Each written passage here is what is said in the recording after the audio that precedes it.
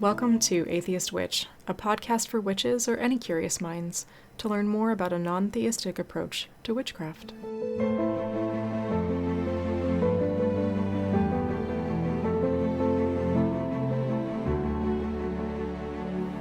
I'm sharing my journey as I find my way between actively practicing witchcraft and navigating a non-theistic viewpoint. I will never present my or others' opinion as fact, and any positions represented in this podcast will be referenced accordingly. Please keep in mind that just like yours, my practice is ever evolving, and my stance may change over the course of this podcast. I'm always happy to discuss this or answer any questions. Please reach out to me on social media or email.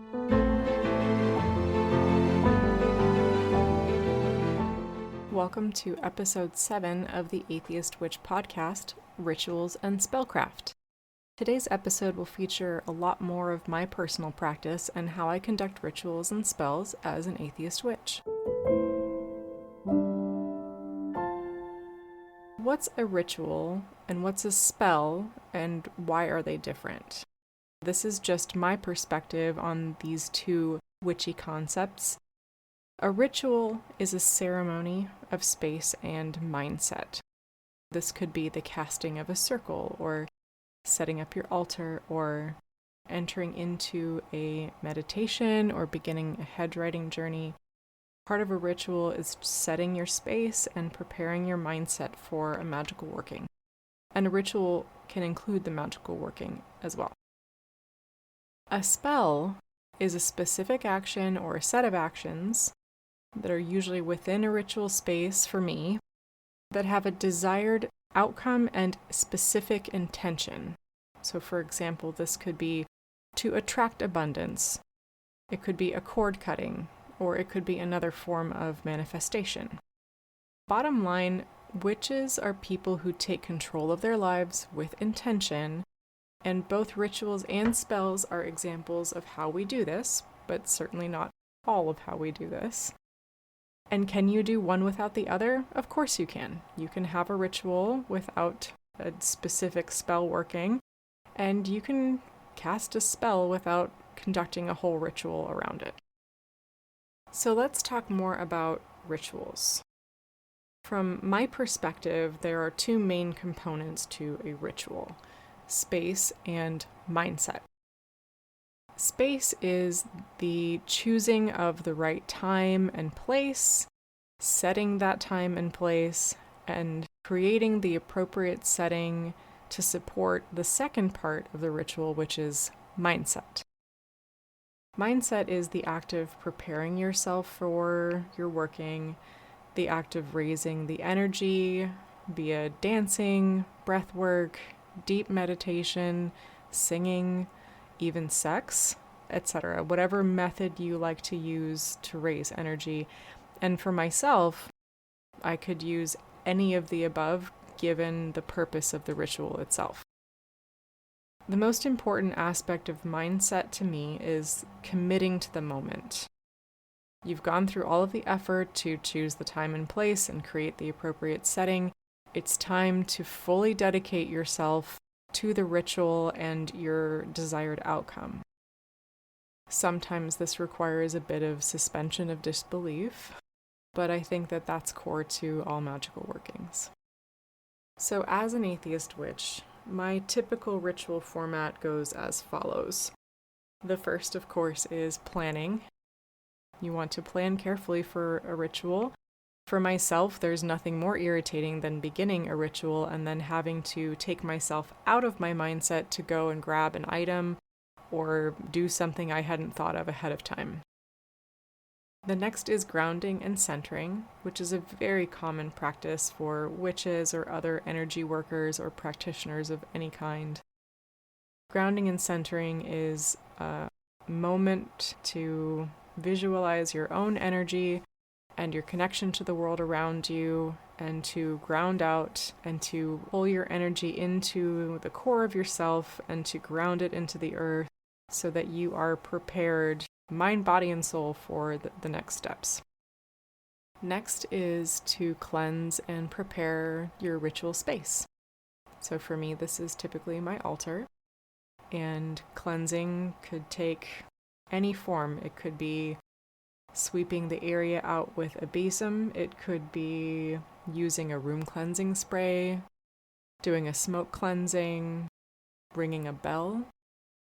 Again, I will fine-tune the method of cleansing the space based on the purpose of the ritual. Next is raising the energy.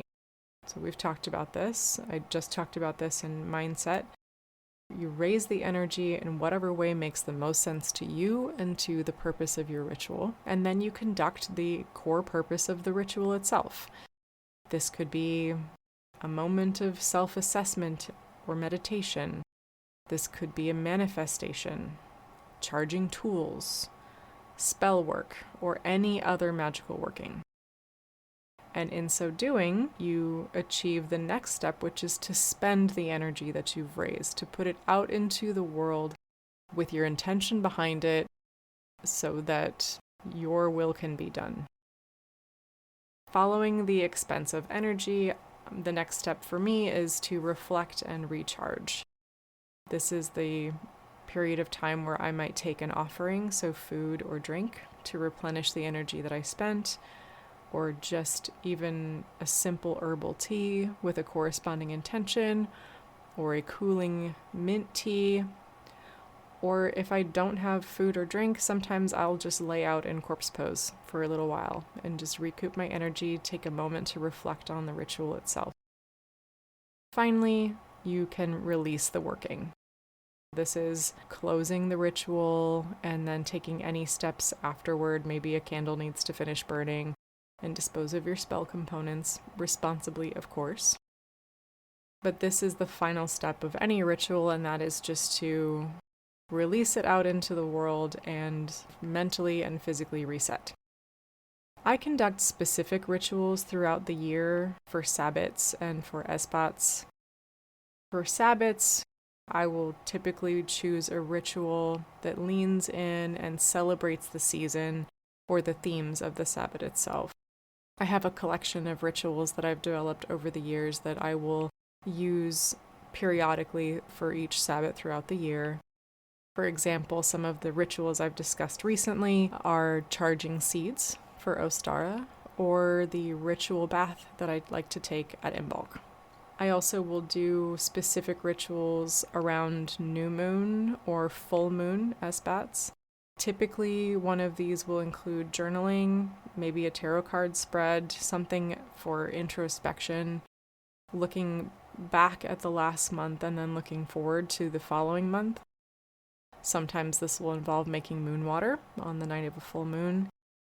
Around the new moon, I like to focus on new intentions and manifesting something with the oncoming energy of the new moon. Whereas with the full moon, usually the idea is to leverage that crescendo of energy and then begin something of a release, or to shed something or let go of what doesn't serve me. A really common ritual in witchcraft is casting the circle. It's common, but it's not ubiquitous. Not every witch casts a circle. And as an atheist, this is not something that I use frequently, but from time to time I will go through the typical steps to cast a circle as part of my ritual. Why would I cast a circle as an atheist witch? Partly because I grew up as a witch doing this. Partly I'll do it when I'm struggling, particularly with making space and time for my magical workings, and I need a little bit of help getting in the proper mindset, because this is a very intentional and very ceremonial act that really gets my mind into the right mode for a magical working. For myself, casting the circle begins with preparing myself. This could be with a ritual bath or shower. I will ground and center.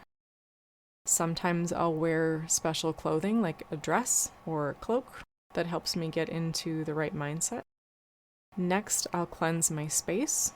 Again, this could be a sage or a smoke cleanse, a room spray, using a besom to move the energy around the space, changing the lighting in the room, whatever I need to do to cleanse and prepare the space. Next is calling the quarters. The quarters are the directions or the elements. We talked about this a little bit in the Witchy Basics as an Atheist episode. I call the quarters because I love the visualization of reaching far into each of the 4 directions and invoking the spirits of the land. You can take this or leave this as you wish, or you can replace this part with another invocation that has meaning to you. The next step is to draw the circle. Some folks will say, raise the cone of power. In this case, you'll use the power implement of choice. For myself, I use my hands to draw the circle, sunwise, clockwise, joshul, which is often mispronounced deosil. But the clockwise direction is the direction of building. So to cast the circle, you draw the circle in the clockwise direction. As an atheist witch, the purpose of actually casting the circle itself is to create that sacred space and time, to mentally set the moment and the place aside for my specific intentions. Once the circle is cast, the next step would be to invoke. And ordinarily, this would be the moment where a witch would invoke the deity. This could be the goddess. The goddess and the god is a very frequent choice, or it could be any deity that the witch is choosing to work with. As an atheist, this is the moment that I take to invoke my own energy.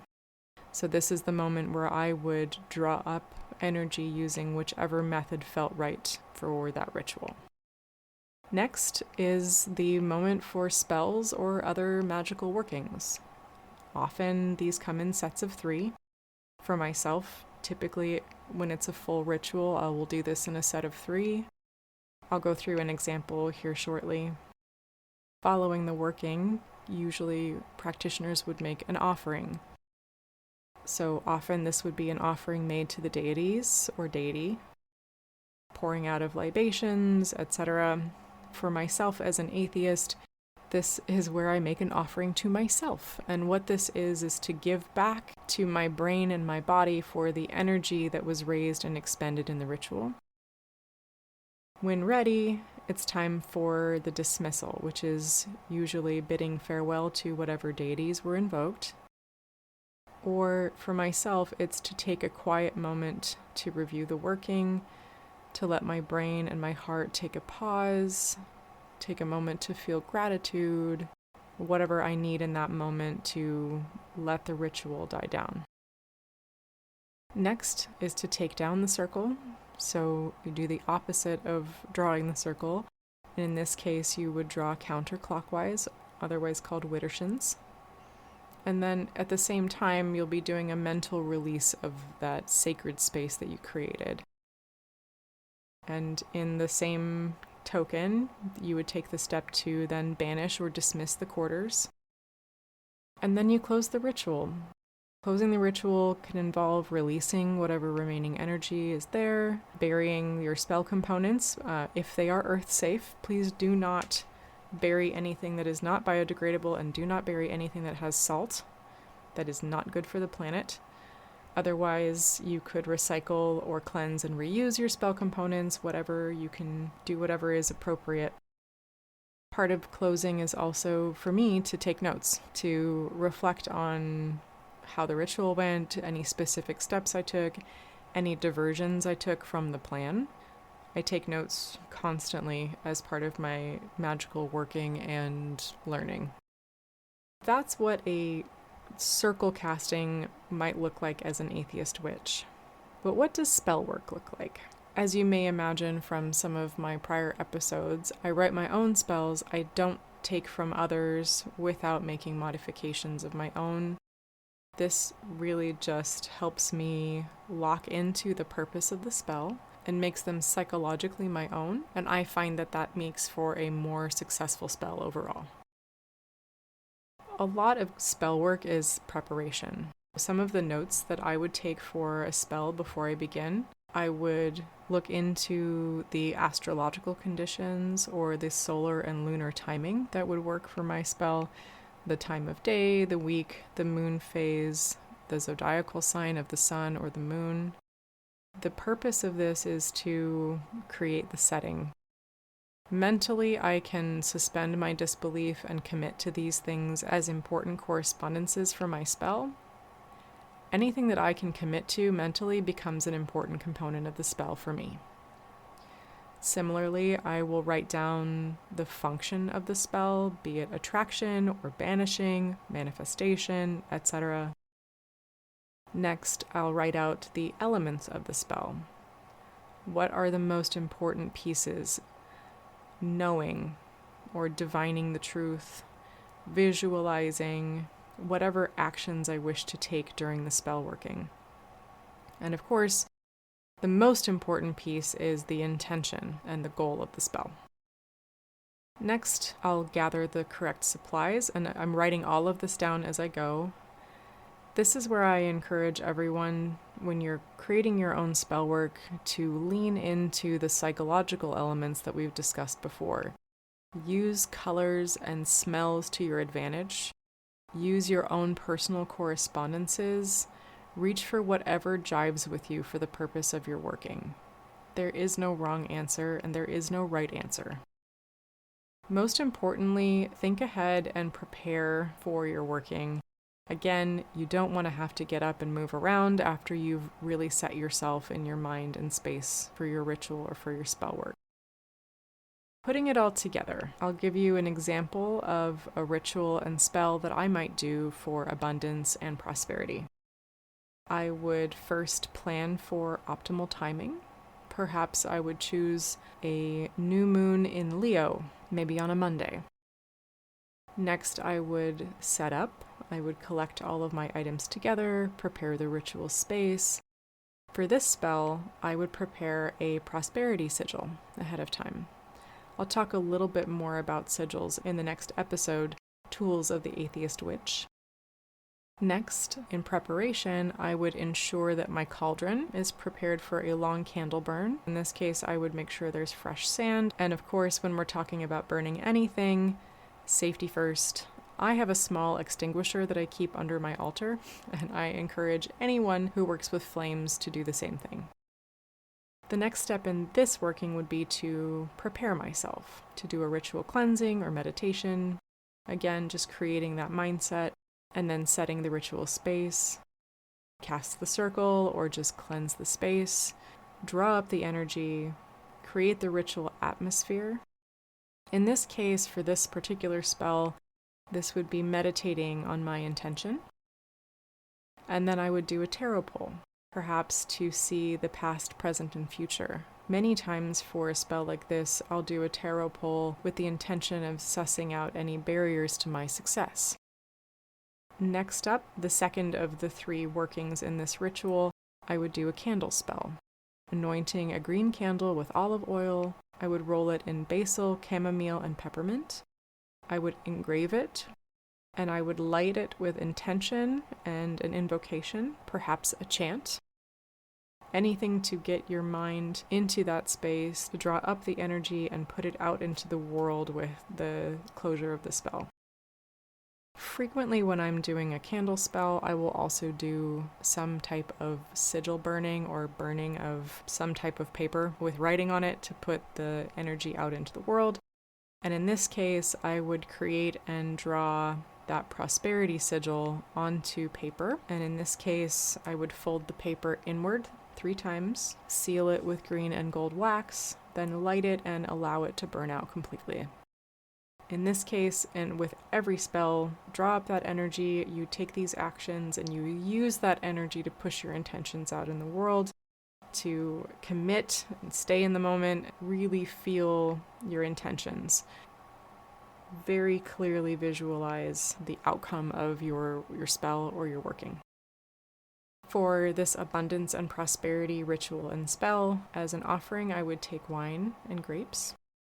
Following that offering and a moment of reflection, I would close the ritual and allow the candle to burn down completely. Quick pro tip here, small candles burn down completely much faster than big candles. For this type of working, I might recommend a green tea light or a green birthday candle. Some other tips for successful spell work. First is to take so many notes. Write it all down. If you take notes and review them regularly, that's when patterns will begin to emerge and you'll start to learn what works well for you and what doesn't. Also, take it seriously, but not too seriously. There is no right way to do these things. The act of ritual and spell work is for you and you alone.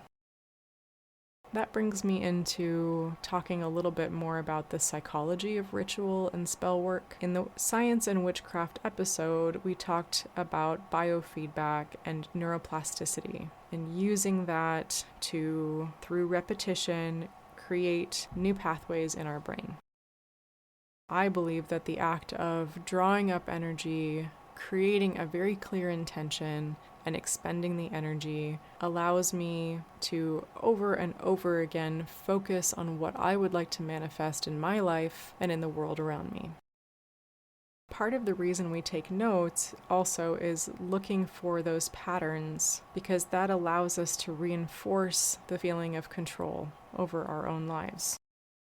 If you can create these patterns for yourself, you can recreate or create new neural pathways. You know that you are constantly building on your goals and your intentions, and that can have almost a reverberating effect and reinforce that for yourself. And in moments of high stress, you know that you have the power to have control over yourself and your life. We've talked about this before. Part of the psychology of ritual and spell work has to do with the scent, color, emotion, and memory that you evoke. These are powerful tools to create the outcome that you wish to have. So what does a day in the life of an atheist witch look like with respect to rituals and spells? Am I doing a ritual every day? Well, no.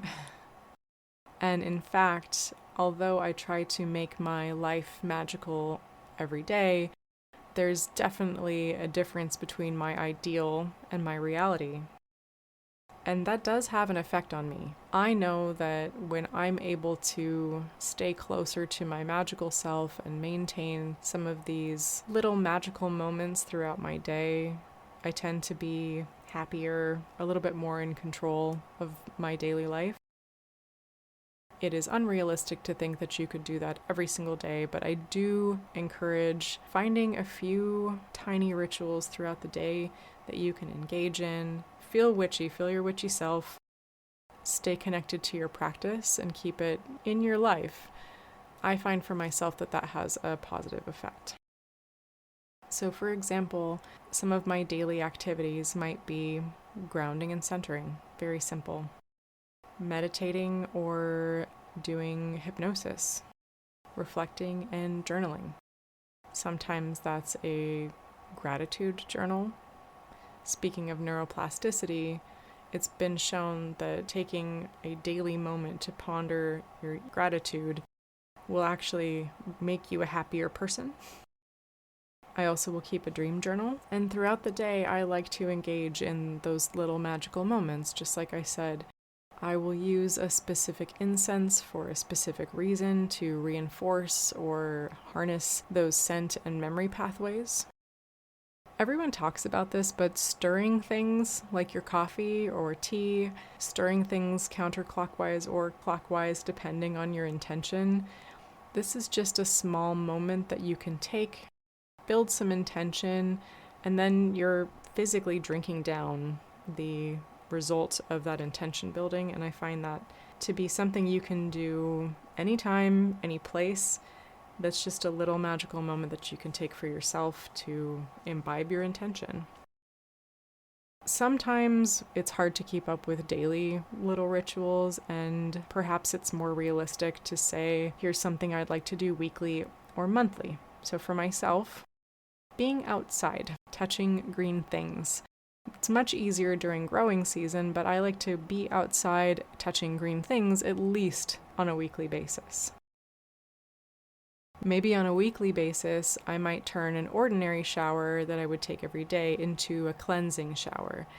And you don't have to have any particular magical implement to do this. It really can be just as simple as visualizing that water washing away the stresses of the day or whatever you want to shed, whatever is not serving you, and just washing all that down the drain. And of course, taking those moments to reflect and journal. Perhaps it's not realistic to do it daily. And in that case, if I'm particularly busy, I'll set that as a weekly goal to take a moment to reflect, to be grateful, to journal, or to even make sure that I catch up on my note-taking for my magical workings. And roughly on a monthly basis, I'll take the time to cleanse or clear out the house. That can just be as simple as throwing all the windows open to refresh the air inside the home, or it could be doing a smoke cleanse or any of the other ways I've talked about for cleansing a space. I was asked by a listener to speak to a day in the life of an atheist witch. I hope that was helpful, and if there's anything that you ever want to hear more about or any topic you'd like me to speak to, please reach out to me on social media or on email. I'm always glad to hear from you, and I'm happy to speak to whatever topics you would like to hear about. That concludes today's episode. Thank you for joining me for episode 7 of the Atheist Witch podcast. In 2 weeks, I will publish the next episode, Tools of the Atheist Witch. Thanks, and I'll talk to you soon.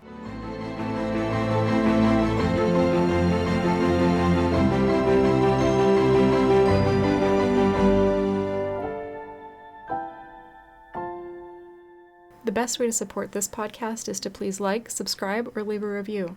Follow or message me on Insta at anatheistwitch or email me your comments and questions at anatheistwitch@gmail.com.